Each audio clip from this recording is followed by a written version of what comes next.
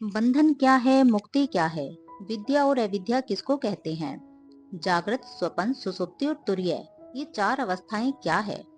अन्नमय, प्राणमय, मनोमय, विज्ञानमय और आनंदमय कोशों का परिचय क्या है। कर्ता, जीव, पंचवर्ग, क्षेत्रज्ञ, साक्षी, कुटस्थ और अंतर्यामी क्या है। प्रत्यज्ञ आत्मा क्या है, परमात्मा क्या है और ये माया क्या है। आत्मा ही ईश्वर और जीव स्वरूप है। वही अनात्मा शरीर में अहम भाव जागृत कर लेता है। मैं शरीर हूँ ऐसा मानने लगता है। यही बंधन है। शरीर के प्रति इस अहम भाव से मुक्त हो जाना ही मोक्ष है। अहम भाव की जन्मदात्री अविद्या है और जिसके द्वारा अहम भाव समाप्त हो जाए वही विद्या है।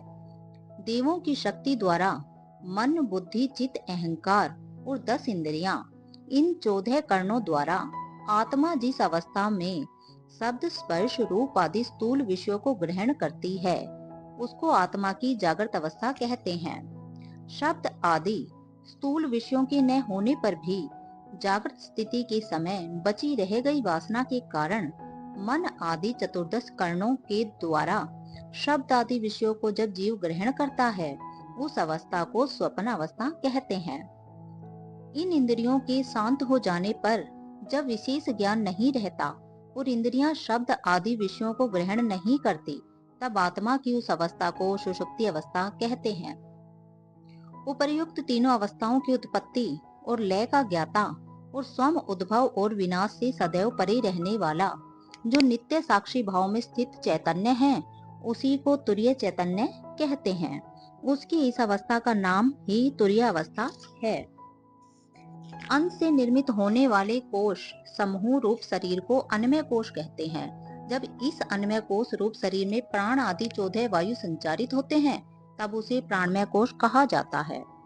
अन्नमय और प्राणमय कोश के अंदर रहने वाले मन आदि चतुर्दश कर्णों यानी इंद्रियों द्वारा आत्मा जब शब्द आदि विषयों पर चिंतन करता है तब उसे मनोमय कोश कहते हैं।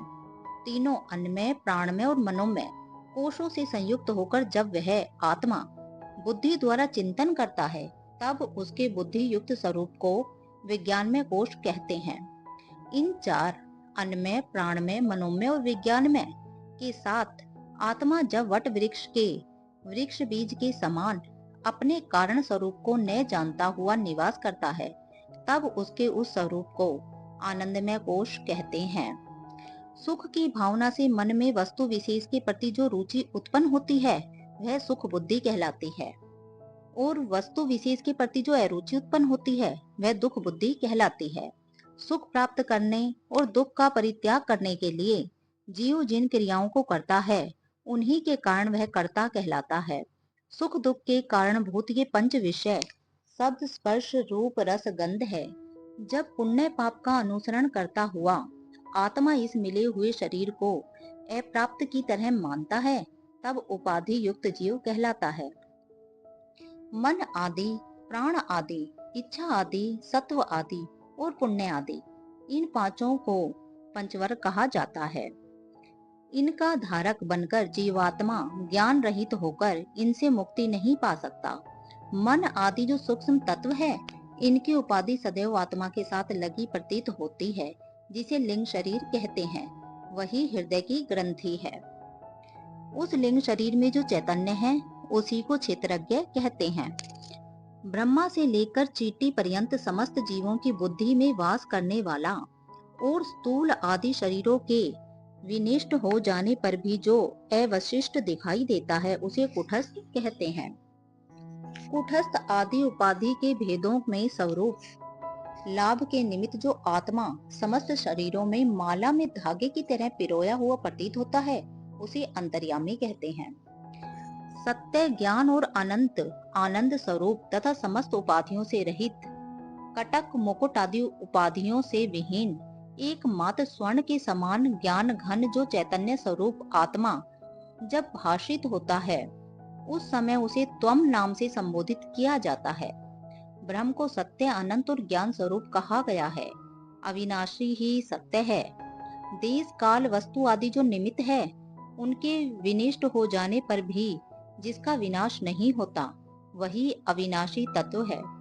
उद्भव और विनाश से परे नित्य चैतन्य तत्व को ज्ञान कहा जाता है। मृत्तिका से निर्मित पात्र वस्तुओं को मृत्तिका के समान, स्वर्ण निर्मित आभूषणों से स्वर्णवत, सूत निर्मित वस्त्रों में सूतवत विद्यमान वह चैतन्य सत्ता जो समस्त सृष्टि में पूर्णतः व्याप्त है, उसे अनंत कहते हैं। जो सुख स्वरूप चैतन्य स्वरूप अपरिमित आनंद का सागर है और अवशिष्ट सुख का स्वरूप है, उसे आनंद कहते हैं। सत्य, ज्ञान, अनंत और आनंद वस्तु बोधक पद जिसके लक्षण है तथा देश काल वस्तु आदि निमित्तों के रहते भी जिसमें कोई परिवर्तन नहीं होता, उसको तत्, पदार्थ अथवा परमात्मा कहते हैं। तत्व और त्वम ये दोनों ही पदार्थ उपाधि युक्त भेदों से भिन्न, अंतरिक्ष की तरह सूक्ष्म, केवल सत्ता मात्र स्वभाव वाला होने से पर ब्रह्म कहा जाता है, जो अनादि है, विनिष्ट प्राय है, जो न सत्य है न असत्य, जो स्वयं ही सबसे अधिक विकार रहित प्रतीत होती है तथा अन्य लक्षणों से शून्य है, उस शक्ति को माया कहते हैं। उसका वर्णन किसी अन्य प्रकार से नहीं किया जा सकता। यह माया शक्ति तुच्छ, अज्ञान स्वरूप और मिथ्या है, परंतु मूर्खों को यह सदैव वास्तविक प्रतीत होती है। इसीलिए सुनिश्चित रूप से यह कैसी है, यह बताना संभव नहीं है। मेरा कभी जन्म नहीं होता, मैं 10 इंद्रियां भी नहीं हूँ, मैं मन, बुद्धि, चित्त, अहंकार भी नहीं हूँ, मैं सदा प्राण और मन के बिना ही शुद्ध स्वरूप हूँ, मैं सदैव बुद्धि के बिना ही साक्षी हूँ और सदैव चित्त स्वरूप में अवस्थित हूँ। इसमें किसी प्रकार का संशय नहीं है। मैं करता नहीं, मैं भोगता नहीं, मैं प्रकृति का बस साक्षी हूँ। मेरी समीपता के कारण देह आदि सचेतन की तरह व्यवहार करते हैं।